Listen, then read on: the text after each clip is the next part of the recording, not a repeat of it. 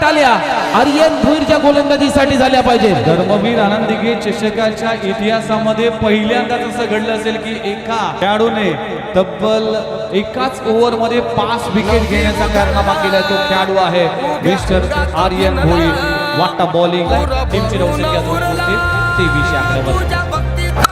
आर्यनचा पहिला ball उडवलाय, कॅचिंगचा ball आहे. 23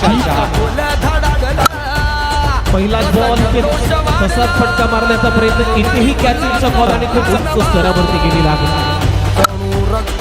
ओहो, बॅटची कडा इथे हॅट्रिक संपादन केलेले आहे कलिना मुंबईचा हा खेळाडू.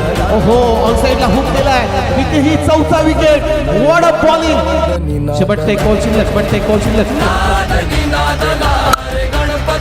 ओहो, इथेही कॅचिंगचा बॉल आहे. हायपर कमी केलेला आहे.